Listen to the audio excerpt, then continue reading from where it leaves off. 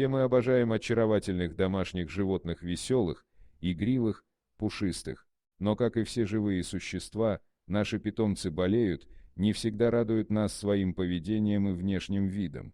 К несчастью, некоторые владельцы относятся к животным как к игрушкам. Если те потеряли товарный вид, значит нечего с ними и возиться. Этот несчастный питбуль по кличке Стрингер жил со своими хозяевами, когда был здоров. Но где-то на прогулке он нашел пчелиный улей и разозлил пчел. Бедняга был весь покусан. Но что еще хуже, у него была аллергия на пчелиный яд. Владелец привез его в ветеринарную клинику, отдал первому встречному сотруднику и уехал. Работники клиники, конечно, не могли бросить животное умирать. Они пытались разыскать владельца, но безрезультатно. К счастью, зоозащитная организация Love Pups взяла опеку над животным на себя и согласилась оплачивать лечение.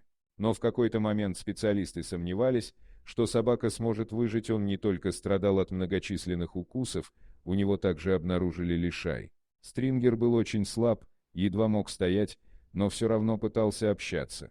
Все сотрудники приюта, в котором пес оказался после клиники, просто обожали его.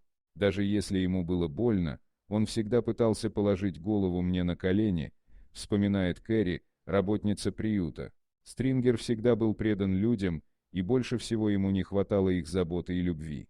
К счастью, благодаря спонсорам приюта, которые жертвовали деньги на его лечение, питбуль начал поправляться. И вот, наконец, сотрудники организации могли разместить на своей страничке фотографии доброго, умного, деликатного пса, которому очень нужен новый дом. Новый владелец не заставил себя ждать.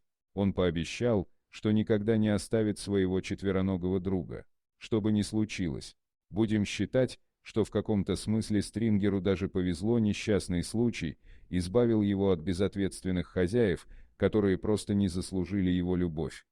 Спасибо за просмотр, подписывайтесь на канал, где вы найдете еще много интересного, а также ставьте лайки и пишите комментарии, что думаете по поводу этой истории.